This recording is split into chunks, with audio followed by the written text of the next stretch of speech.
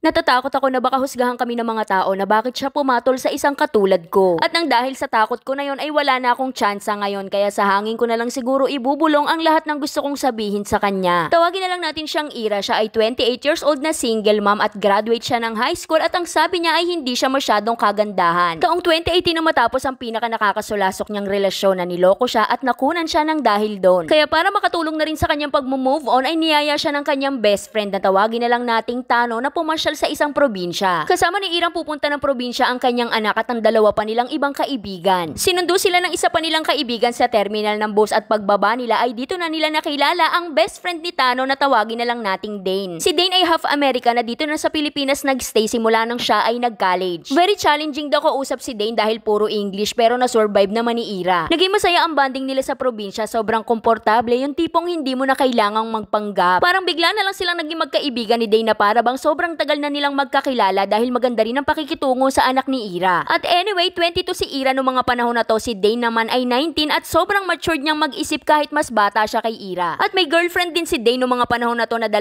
taon na pero hindi maayos ang relasyon nila dahil ilang buwan na rin silang nagkakaroon ng di magagandang issue. At dahil parehong pinagdadaanan nila sa usaping pag-ibig ay nagkaroon sila ng common ground. Mas bata si Dane sa kanya kaya itinuring niyang ate ang kanya sarili para kay Dane at nagbibigay siya ng advice para kay Dane. At dahil hindi pa talaga nakaka-move on si Ira ay hindi naman talaga siya naghahanap ng anything romantic. Kinabukasan ay inimbitahan sila ni Dane na pumunta sa kanilang property na malapit sa dagat at doon sila tumambay sa isang kubo na malapit sa beach. Nagsimula silang mag-usap hanggang sa hindi na nila napapansin na mag-uumaga na pala kaya dahil doon ay mas naging close pa silang dalawa. Kaya sa tuwing gusto nila mag-chill na magkakaibigan ay napapadalas ang pagpunta nila kay Dane at babagsak sa inuman hanggang sa mag-uumaga na silang magkausap. Lumipas ang ilang buwan na nararamdaman na ni Ira na lumalalim na ang kanilang pagkakaibigan nang bigla na lang nagpaayos ng buhok sa kanya si Dane habang nakaharap sila sa salamin. At bigla na lang sinabi sa kanya ni Dane na tignan mo ang itsura nating dalawa, ang ganda nating tignan pag tayong dalawa ang magkasama. Pagkatapos nun ay bigla siyang inakbayan ni Dane na akmang hahalikan siya pero naitulak niya si Dane dahil nagulat siya at pinagsabihan niya si Dane. Sinabi ni Ira sa kanya na alam kong hindi kayo okay ng girlfriend mo pero still ay kayo pa rin. Kung ikaw ang nasa sitwasyon niya na malaman mong may hinalikang iba ang girlfriend mo, okay lang ba sa'yo? Nagsorry naman si Dane pero pagkatapos nun ay umami na siya ng feelings niya para kay Ira pero hindi naman ito sineryoso ni Ira dahil medyo nakainom na si Dane. Lumipas ang 2 hanggang 3 buwan ay bumalik sila sa property nila Dane na umakto siya na parang walang nangyari sa kanila dahil parang ayaw niya maging awkward ang sitwasyon. Wala naman naging ilangan sa kanilang dalawa hanggang sa sinabi sa kanya ni Dane na 1 buwan na silang hiwalay ng kanyang 2 years na girlfriend. At habang nag-uusap silang dalawa ay sinabi sa kanya ni Dane na may feelings pa rin siya para kay Ira pero si Ira ay hindi pa rin nakaka-move on sa dati niyang ex. Parang nahihirapang magtiwala si Ira dahil galing siya sa isang relasyon na sobra ang panluloko na ginawa sa kanya. Kaya sumagot naman siya kay Dane ng kaka-break nyo lang, wag kang masyadong mabilis, bigyan mo ko kahit 5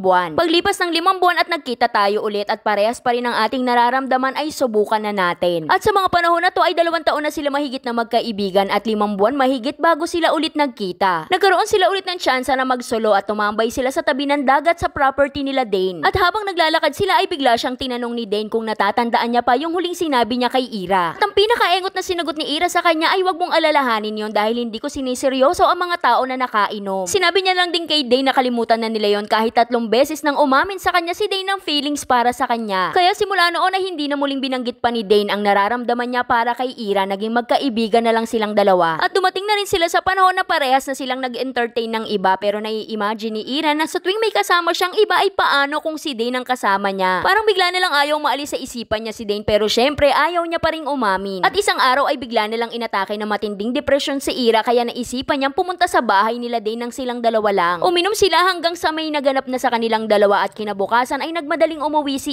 Ira. Nagchat na lang siya kay Dane nang siya ay nakasakay na ng bus dahil bigla na lang siyang natakot at nainis sa kanyang sarili dahil bumigay siya kay Dane. At nung mga panahon na to ay hindi pa rin siya umaamin ng feelings niya para kay Dane dahil in denial pa rin siya na talagang gustong gusto niya na si Dane. Pag uwi niya sa bahay nila ay nag-message siya kay Dane na sana kalimutan na nila kung ano man na nangyari dahil lasing lang sila at wala lang yon. Natatakot kasi si Ira na baka bigla nilang magbago ang pakikitungo sa kanya ni Dane at sumagot naman sa kanya si Dane ng okay. Panahon na ng pandemic nang makabalik sila sa property nila Dane at kasama niya na si Tano noong mga panahon na to. At nang makatulog na si Tano ay bigla siyang tinanong ni Dane kung may gusto rin daw ba sa kanya si Ira. At bigla naman nakaramdam ng takot si Ira dahil feeling niya ay hindi sila bagay ni Dane dahil sobrang yaman ni Dane at sobrang gwapo. Alam niyang marami siyang magiging karibal kay Dane kaya dahil doon ay nai-insecure si Ira. Nakatapos din ng pag-aaral si Dane habang siya ay high school graduate lang kaya natatakot siya na baka baka i-judge siya ng mga tao. Na kung sakaling maging sila ay baka tanungin si Dane na bakit pumatol sa isang katulad niya lang. Alam daw ba natin yung mga common na panghuhusga ng Pinoy lalo na foreigner ang iyong magiging boyfriend. Kaya sumagot na lang siya kay Dane ng gusto kita pero hindi sa romantic na paraan. Dahil gusto kita dahil pag ikaw ang kaharap ko ay hindi ko kailangang magpanggap, natural na natural lang ako. At dito na natapos ang kanilang usapan at bumalik na sila sa pagiging magkaibigan na lang ulit. Taong 2021 ang magkaroon na ng ibang girlfriend si Dane at iniisip ni Ira na baka silosa ang girlfriend ni Dane kaya dumistansya na siya ng kusa. Medyo matagal din bago pa sila nakapag-usap, tamang kamustahan lang at greetings kapag may okasyon o holiday. At bagong taon nitong 2023 ay nakapag-video call pa sila ni Dane dahil nagkayayaan sila magkita-kita ulit pero dahil sa sobrang busy nilang lahat ay hindi naman natuloy. Lumipas pa ang ilang buwan na hindi na sila nagkita ni Dane at August 14, 2023 na nag-iinuman silang dalawa ni Tano sa bahay nila Ira. Nag-message siya kay Dane nung gabi na yon at umaga na nang makapag-reply si Dane at ang sabi niya naman ay wala lang dahil na-miss ka lang ng BFF mo, miss na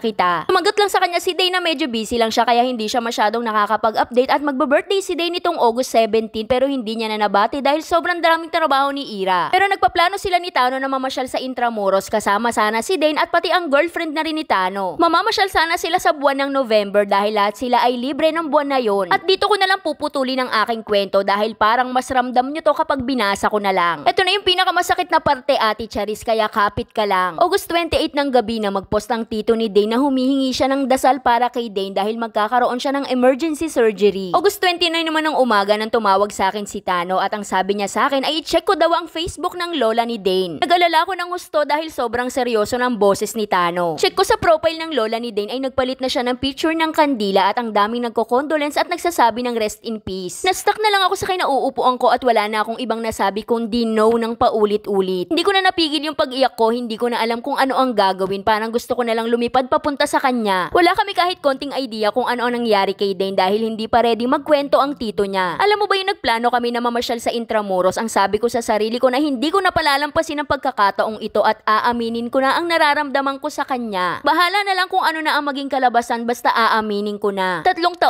taon kong pinigilan dahil natatakot ako at kung kailan nag-decide na ako na sundin ang puso ko ay wala na akong pagkakataon. Sana pala ay masinabaan ko pa yung greetings ko nung birthday niya. Sana masinabaan ko pa nung nag-reply siya. Sana pala ay nag-reach out ako kahit sobrang busy naming dalawa, ang sakit lang dahil hanggang sana na lang ako. Sana pala ay hindi ako naduwag. Sana pinakinggan ko ang puso ko. Sana hindi ko siya tinulak palayo. Sakit lang ding isipin na pupunta ako sa kanya ngayon na hindi niya na ako sasalubungin ng mga ngiti niya. Hindi ko alam kung kakayanin ko na makita siya sa funeral at doon po siya ibuburol sa property kung saan kami palaging tumatambay. Ang sakit lang na yung lugar na kung saan kami nag-umpisa, kung saan unang naging masaya at kung saan kami magkasama ay doon din pala ang huling beses na makikita ko siya. Sa hangin ko na lang siguro ibubulong ang lahat ng gusto kong sabihin sa kanya. Sana yung makakarinig nito kapag may chance kayo na sabihin sa mga taong mahal nyo sa buhay na mahal nyo sila ay sabihin nyo na. Kahit busy kayo, maglaan kayo ng kahit ilang minuto para sa taong mahalaga sa inyo. Dahil hindi natin alam kung hanggang kailan lang natin sila pwedeng makita at makasama. At para naman kay Di ay sana magkita tayong muli sa susunod nating buhay. Dahil kung sakali alam ko makikilala ka ng puso ko at mamahalin kita kung paano kita minamahal ngayon. Hanggang sa muli nating pagkikita, my dearest Dane. Love, Ira. Kaya hanggang dito na lang, Ate Charis. Grabe, naiyak ako, na-imagine ko kasi itong mga 3D. Grabe yung pagkaka-imagine ko sa kwento na to. Parang nakikita ko talaga sila. Alam niyo kung bakit bongga yung pagkaka-imagine ko? Dahil si Sender ay nagsend ng picture sa akin at sobrang pogi talaga ni Dane. Nung nakita ko yung picture nilang dalawa, parang gusto ko maging karibal ni Ira. Aagawin ko talaga to. Pero hindi totoo yung sinasabi ni Ira na hindi siya kagandahan dahil ang ganda niya rin. Parang grabe yung panghihinayan ko sa kwento na to kasi talagang sayang at saka sana. At dahil si Sender na ang nagbigay ng aral sa ating kwento, ako ay magpapagraduate na lang. Kaya graduate ka na, Apple Bonaventura, Rachel Alarcon Regalario, Roselyn at Abigail Aga Loos, Shaira Rowanto Malabriga. Kaya para sa mga gustong sumulat, dito lang po yan sa ating Facebook page na Say Carpo. Huwag kalimutan mag-follow para updated ka everyday. Kaya yun lang, like and share para alam mo nang alam namin bukas. Bye-bye!